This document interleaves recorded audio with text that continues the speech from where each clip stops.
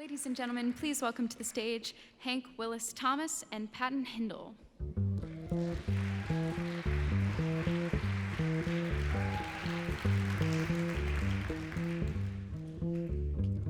Hello, everyone. Hi, everybody. How are you guys doing? Are you energetic still? Okay. Okay, but can we have some proof of that? Can you stand up or do something? And can everyone just give the person next to them a high five? Yeah. Yeah. Great. Well, And I guess I'm going to give you a high five. oh, nice. And you can pass it along. Hi, everybody. It's so great to be here. Yeah. Thank you to all. It's so great to be invited here. This is such an original and incredible idea. And it's awesome to have been able to witness the previous talks. Definitely. And I am so happy to be here with Patton. Yeah. Patton, in case you don't know, is a spirit guide for so many artists. What she does at Kickstarter is really help us make our dreams come true and coach us through our doubt and help us get people to make these things a reality. And I've been fortunate enough to work with Hank on 52 projects all at once, which I never recommend anyone do. But it brought us very close together, and I've been a big fan of his work for a long time. We knew each other long before I was at Kickstarter, too. Yeah. I'm grateful to be here. Melissa and I started speaking about this a couple months ago, and what I realized when I was talking to her was that a lot of what they had learned in their research was anecdotally what I had experienced at Kickstarter. And I think within that, what we're talking about is seeing how we engage the next generation of donor, which, at Kickstarter, we know that actually 66% of people who back projects are between the ages of 24 and 44, which is pretty amazing. So when you're thinking about how you find another generation of donor, there's one right there. But also, what are they backing? What are they engaged with? And Hank has run many projects on Kickstarter. And we've also worked on things including Dred Scott's Slave Rebellion. We have worked with Pope L and his Flint Water. We're working on projects that are directly engaged with community and social practice. And I feel like I should turn this to you, Hank, and really talk to you about why the hell you wanted to do a Kickstarter project, let alone 54 in total. It was a good idea at first. I actually think I had supported a lot of Kickstarter projects over the years. Over 200, I believe, actually. Oh, really? I looked. Wow. He's like, uh-oh. I wonder where that money went.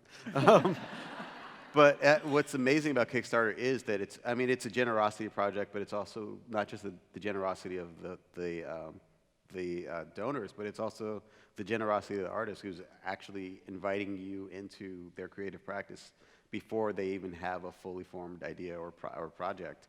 And so the kind of donors become collaborators in a lot of ways. And it's not so much about if the project gets finished, it's about the project getting started. And I think that's also, in a lot of ways, the hardest thing for an art project to do. It's we all have original and amazing ideas, but for some reason, once somebody gives you some money, you're like, uh-oh. I might have to do this. Yeah, they believe in me. And there are times, though, that halfway through it, you realize, okay, I didn't plan this right. I got to learn more. And so I think for me, when the first Kickstarter project that we did was for our transmedia project, Question and Bridge Black Males, and we didn't know what transmedia was at the time, and we were building this interactive website, and we wanted to kind of figure out how to take what was formerly an art installation and put it online, and that was, how else could you build a momentum and an audience around that? And then in 2016, yes, yeah. Another collaborative project that we did was called In Search of the Truth Booth, and we brought this big inflatable speech bubble, which acts like a modern-day confession booth, to 35 states through a Kickstarter campaign. And then in 2018, before the midterms. And each time, everyone was like, we're never doing this again. But there's nothing like Kickstarter to really get things in gear. because Yeah. you make this public announcement, people are asking you about it. There's a lot of media attention about it, and there's like, okay, I guess we have to make this happen. And For Freedom's a collaborative project that I started with a number of friends, which started as a super PAC, and we really recognize that artists are civic leaders, but we are kind of also not really seen that way, and sometimes derelict in our responsibility in shaping political conversations, because we are the best storytellers, and a lot of the laws that are written are based around the culture, and we have a lot of devout, non-creative people trying to solve and address really complicated problems. And so we started For Freedoms as a way to insert more complex ideas, fine art thinking into public discourse. And one of the projects that we did in 2018 was called the 50 State Initiative, which were exhibitions in town halls. But we did a campaign in 52 states. 52 campaigns, let's not shorten it. Yes, 50 states plus DC and Puerto Rico, where we did billboards with over 100 artists, and wound up being over 200 artists. But instead of doing one, getting funding from a certain foundation to do it, instead of doing one $150,000 Kickstarter campaign, we decided to do 52 $3,000 Kickstarter campaigns, because we really wanted to be both national and local and have the work kind of be invested in kind of certain specific local conversations as well as be seen as national. Yeah, and he had 2,221 backers, which is amazing. But I think about this process of building a community on the platform and how that really can transition with you from, the idea and the concept on the platform into real life, and you were able to build a groundswell of support. And what we've also seen and what I've experienced is we've had artists like Steve Locke, who was actually also part of For Freedoms, run a project this summer that took a lot of turns. He was trying to build a slave auction block memorial in Boston, and this project ended up getting caught in political crosshairs and not actually being able to happen. But he raised like almost 200% of his goal on the platform, and when he found out with 7 days left in his Kickstarter project that it wasn't going to be able to happen in Boston, he messaged all of his backers saying, "I'm committed to making this thing happen elsewhere in the country." And that community of people didn't cancel their pledges. He ended up raising like $3,000 more. So what you were really able to see is like how community's buying into an idea and really cares about the artist and their practice versus simply just like wanting to get the thing. And we know on the platform too that people are backing primarily for nothing in return in the arts and culture sectors. So we're aware that this is a different way of philanthropy. It's meeting people where they're at. There's a great return, actually, and I think that's what's undervalued. Is we take for granted that someone designed this chair was inspired by art, that these clothes that we're wearing were inspired by art. The food that we eat is an art form. The way that we speak, these incredible people behind us, we don't have a culture or a society without art. We don't have civilization without art. And so when you contribute to an art project, although you may not be getting something tangible in return, just look around you and you can be grateful. Definitely. I mean, that's absolutely what we experience. And I also think like as artists and institutions are considering starting to fund things, they're finding different avenues of trying to engage with new audiences, and this is definitely a tool that can be used for it. Dare I ask if you would ever do another one? I say yes, but other people say no. I gotta talk to some people.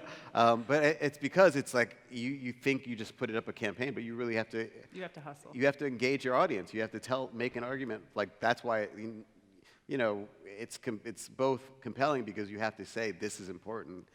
I want you to support this. Will you support this? And try to do that for 30 straight days. So that's, but it's Sarah has been incredible support.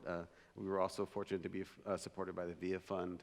And it's just what I love about doing collaborative projects. Last night, Hindle, Wiley, and Swizz Beast spoke on the stage, and one of the things that Swizz said was that wealth used to be defined by money, but now our community is our currency. And what Kickstarter does is it helps you to both create community, but also to broaden your community. But this idea that like we can do it together, and it isn't about whether someone gives you $500 or $1,000 or $1. They both are contributing to this momentum that these projects can grow from. But I'd also say For Freedoms continues to create community. I mean, you guys have a lot happening next year, too. Yeah, we have a booth actually currently at Untitled, which is exciting, and we are doing another absurd project, but we're doing a version of a constitutional congress in collaboration with the Hammer Museum, LA MoCA, and the Japanese American National Museum in LA, and we want to rethink about what is the role of art in civic life in an election year. It's not that all creative people kind of vote the same way or have the same values, but what would it be like to come together as artists in parts of institutions to like have a discourse about what is our role to society? Because essentially, more people go to museums and galleries and libraries every year than sporting events. And one of the things that Dina said was like, why do we have every newscast has a 5-minute sports section, but why isn't there a 5-minute art section every newscast? We have as much value to contribute to society as the sports industry and a broader audience. So that's something that I think we should be telling a better story for, and that's why we want to bring this Congress together. Awesome. I think that's it for us. Thank you all. Thank you all. High fives again. Go to LA.